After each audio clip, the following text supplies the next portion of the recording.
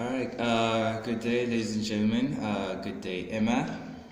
Today I'd like to do a little bit of discussions of the principles of microeconomics, and we'll be basically discussing about three basic concepts that reoccurred within the assignment, which is the demand, supply, and elasticity.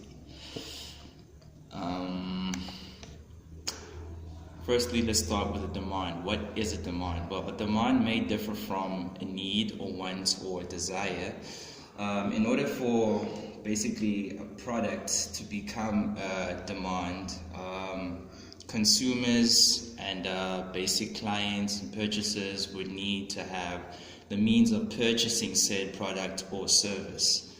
The demand basically has its certain laws within economics, as we've gone through the assignments, as we've seen through the graphs, as how the graphs probably shift to the left or to the right, and we've seen a correlation that in terms of the price and quantity of demand, we've seen that and it's stated within the laws of demand that as the price for the demand of the goods or services increases, the quantity of those goods or services purchased will decrease, as let's say maybe people won't have the necessary means to purchase said demand, in which we've elaborated on earlier that a demand, in order for a product or service to be in demand, it needs to be able to be purchased. Vice versa, in terms of the law, if the price of the good or service decreases in terms of maybe dropping in price, then the quantity of said demand or of the good or service purchased will then increase, as we've seen in a few of the graphs in question 1. Another entity that popped up in question 1 was supply. Now, a supply can vary and can be defined as quantity or goods or service that maybe, let's say, a corporation or company or store plans to produce and sell to the mass consumers.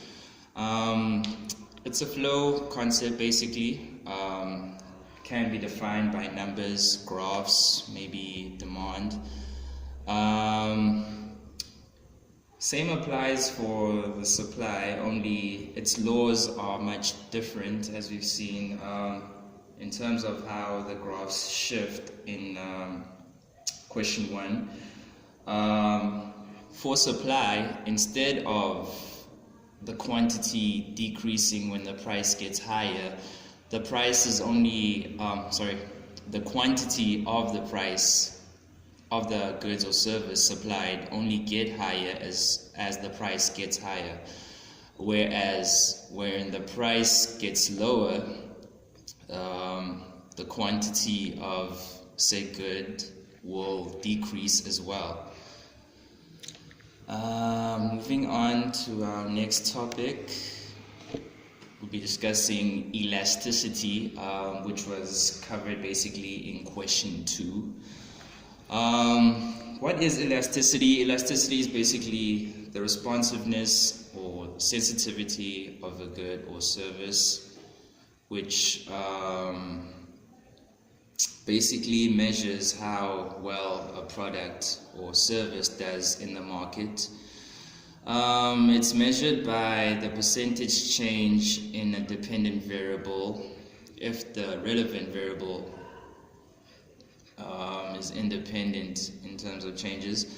There are two types of elasticity that was basically covered in question 2 of the assignment, which was the price elasticity of demand and the price elasticity of supply. The price elasticity of demand, that would be the price demanded of the percentage change in quantity demanded divided by the percentage change in price, as we've illustrated in this video. This is the equation used, which we have used to calculate the elasticity of the demand. This tells us how the quantity demanded has responded to the price change within the market. Next type of elasticity that we covered in question 2 was the price elasticity of supply. Price elasticity of supply is basically the change in quantity supplied divided by the percentage change in price, as we have illustrated over here. This is the formula we have used to calculate said supply within question 2, which is the percentage change in quantity supplied over percentage change in price.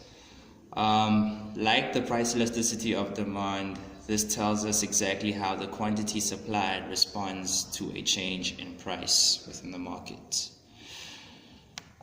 And that will be all for our presentation in terms of what we have learned and what we have covered through this assignment.